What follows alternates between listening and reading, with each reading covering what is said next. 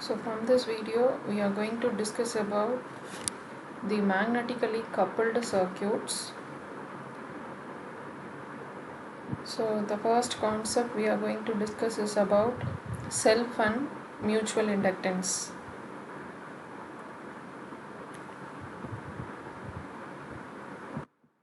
So magnetically coupled circuits. So let us see the introduction.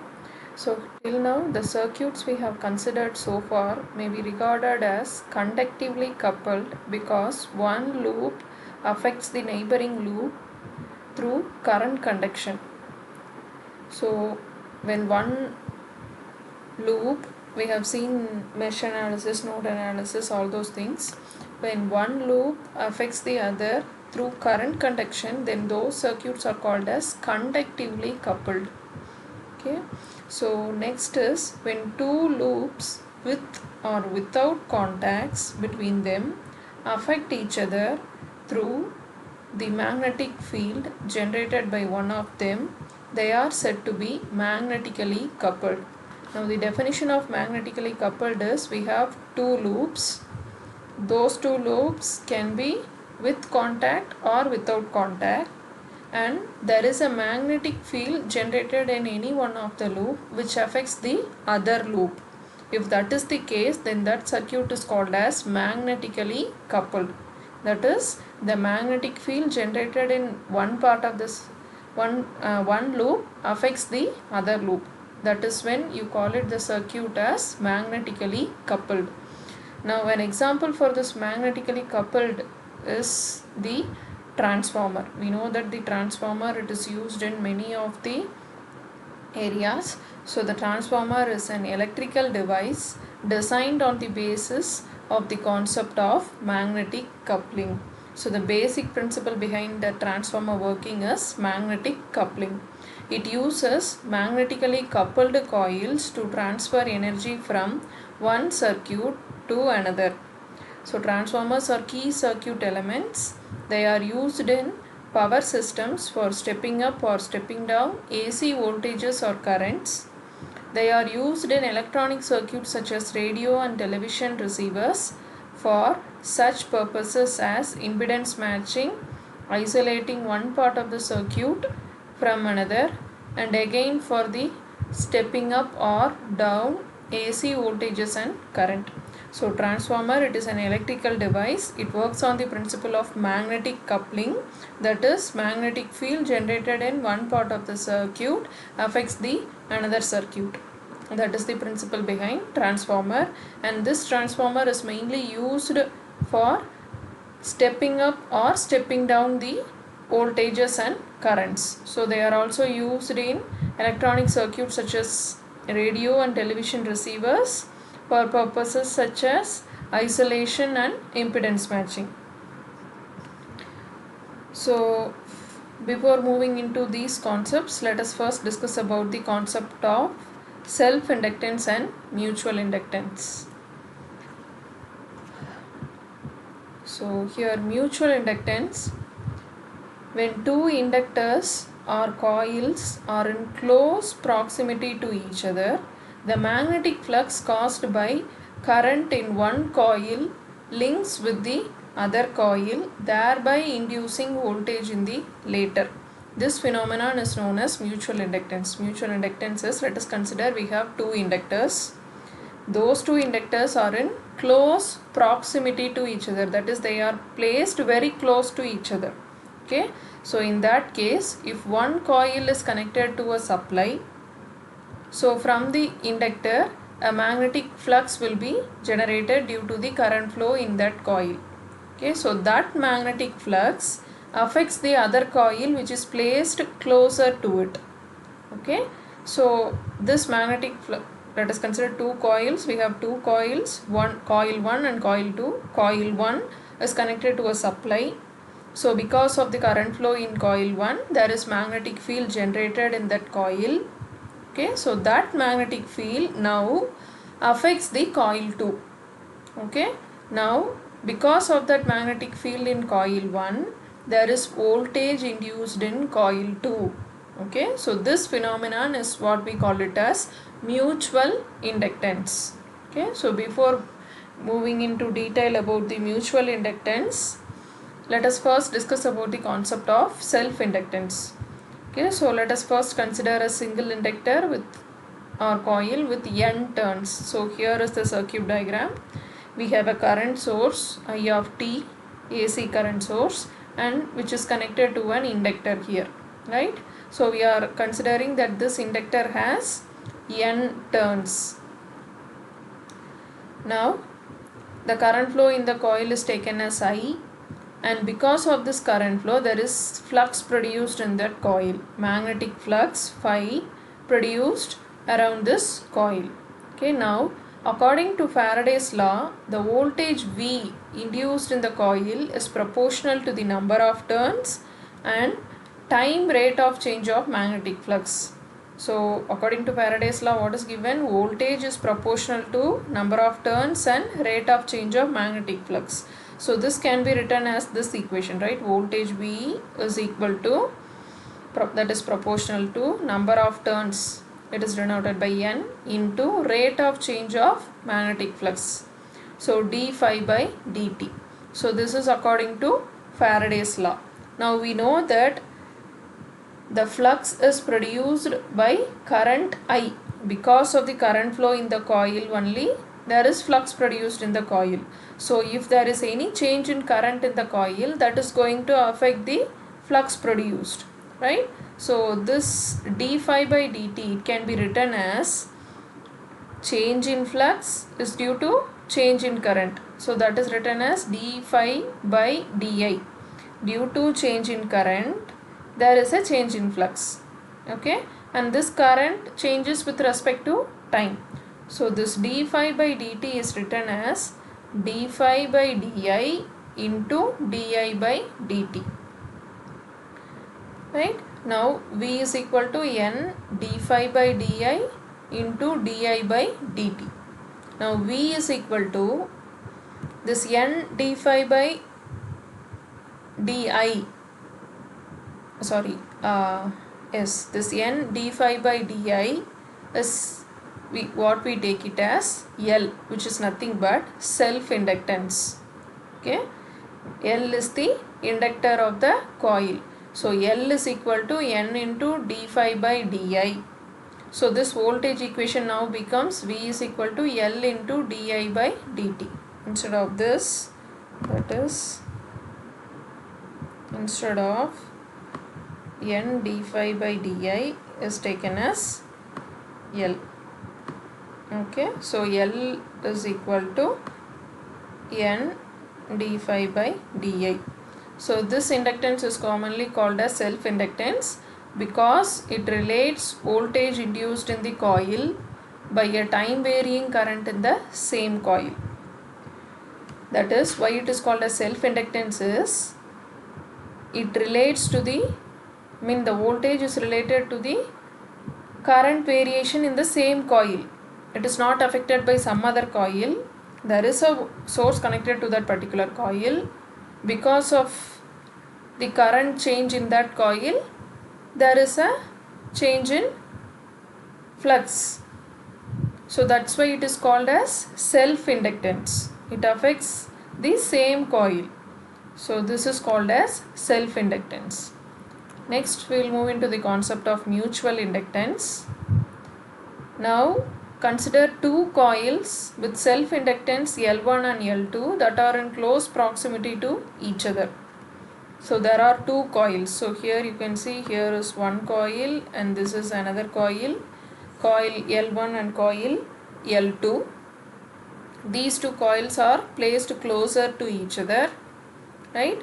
Now coil 1 we consider it as N1 turns.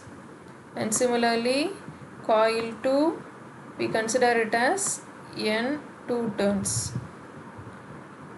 And then we are considering that coil 1 is connected to a current source, time varying current source. Okay, and this we assume that the second inductor, it doesn't carry any current. Okay, now Because of this current source, there is current flow in this coil, that is coil 1, and there is a flux generated by this coil 1. We take it as phi 1. Total flux as phi 1. Okay.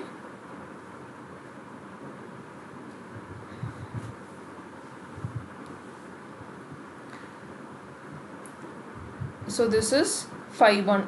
So this magnetic flux phi 1 emanating from coil 1 has two components. One component phi 11 links only coil 1 and another component phi 12 links both coils.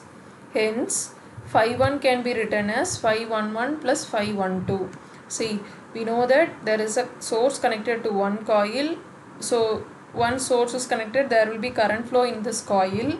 So this current flow will create a flux around this coil, and this flux is going to affect that same coil, that is coil 1, as well as it is going to affect the coil that is placed closer to each other, which is coil 2. So this flux generated in coil 1 is going to affect coil 1 as well as coil 2. Okay, so that is what this total flux is split into two components. Flux that affects coil 1 and flux that affects coil 2. Okay, now although two coils are physically separated, they are said to be magnetically coupled because flux from this coil affects the second coil. So we call this circuit as magnetically coupled. Now, since the entire flux phi 1 links coil 1, the voltage induced in coil 1 is, apply the previous formula. We know that flux in coil 1 is phi 1. So what will be the voltage in coil 1? V1 is equal to N1 d phi 1 by dt. This is the flux in coil 1. Now only flux phi 12 links coil 2. So the voltage induced in coil 2 is, we know that phi 12 is the flux which links coil 2. Similarly, apply the same voltage equation. V2 will be equal to N2 d phi 12 by dt because this is the flux which affects coil 2. So we take it as coil 2 number of turns is N2 and the flux in coil 2 is phi 12. So N2 d phi 12 by dt. Okay. Now again the fluxes are caused by current I1 flowing in the coil. So this d phi by dt we can split and write. Okay. So this equation, first equation, this becomes V1 is equal to N1 d phi 1 by dt can be written as V1 is equal to N1. This flux phi 1 is due to change in current I1. So this can be written as d phi 1 by di1 into di1 by dt. So which is equal to this N d phi by dt can be written as L. So here it is N1 d phi 1 by di1. So it is taken as L1 di1 by dt. So this is the voltage induced in coil 1. Okay. Now this L1 is the self inductance of coil 1. Similarly, this equation can be written as, again the current flow in coil is only one current flows in the coil, which is I1. Okay. So V2 can be written as V2 is equal to N2. What is the flux in coil 2? It is d, that is phi 12. So it is d phi 12 by di1. Current in coil 1 is only I1. We don't have any other current. This current produces flux which affects both the loops. Okay. So this is written as N2 d phi 12 by di1 into di1 by dt. Right? Which is equal to, now here this N2 d phi 12 by di1 is written as M21. Okay, which is nothing but the mutual inductance of coil 2 with respect to coil 1. Coil 2 with respect to coil 1. So V2 is equal to M21 di1 by dt. Right? Now the subscript 21 indicates the inductance M21 relates the voltage induced in coil 2 to the current in coil 1. So V2 can be written as M21 into di1 by dt. This is the mutual inductance of coil 2 with respect to coil 1. Okay. Now let us consider the reverse connection. That is, again we have two coils, coil 1 and coil 2. Coil 1 is L1, coil 2 is L2. So this coil 1 has number of turns N1 and coil 2 has number of turns N2. So here we can see that coil 1 is not connected to any source and there is no current flow in coil 1. Now coil 2 is connected to the time varying source I2 of t. Now let us do the same procedure. So we are going to consider that flux phi 2 is emanating from coil 2 and it consists of two components, a flux which affects the same coil, so it is phi 2, and the flux which affects the adjacent coil which is phi 1. Okay, so phi 2 can be written as phi 1 plus phi 2. So the entire flux phi 2 links coil 2, so that the voltage induced in coil 2 is the entire flux phi 2 links coil 2. So V2 can be written as, apply that formula, N2 d phi 2 by dt. So which can be again written as N2 d phi 2 by di2, because the change in current produces the change in flux. So N2 d phi 2 by di2 into di2 by dt. So this can be taken as L2 di2 by dt, where this L2 is the self-inductance of coil 2. Now the second part, that is we are going to calculate phi 2. What is the voltage due to this phi 2? So we are going to calculate V1, that is voltage in coil 1 is equal to number of turns in coil 1, that is N1, into flux in coil 1 is phi 2. So it is d phi 2 by dt. Again this can be written as N1 d phi 2 by di2 into di2 by dt, which is equal to, so here again N1 d phi 2 by di2 is nothing but the mutual inductance of coil 1 with respect to coil 2. So now V1 can be written as M12 di2 by dt. So let us see in the next section that M12 is equal to M21 is equal to mutual inductance M. That is when we have two coils, coil 1 and coil 2, and from any one of the coil a source is connected and a mutual and a magnetic flux is developed which induces a voltage in other coil, then the mutual inductance of coil 1 and coil 2 are equal. So let us take only it as M, which is mutual inductance, and the unit for mutual inductance is henries. And we know that this mutual coupling or magnetic coupling affects only when the coils are in close proximity and the circuits are driven by time varying sources. So here let us conclude that mutual inductance results if the voltage is induced by a time varying current in another circuit. It is the property of the inductor to produce voltage in reaction to a time varying current in another inductor near it. So mutual inductance, we can say it as the ability of one inductor to induce a voltage across the neighboring inductor. That is what is mutual inductance.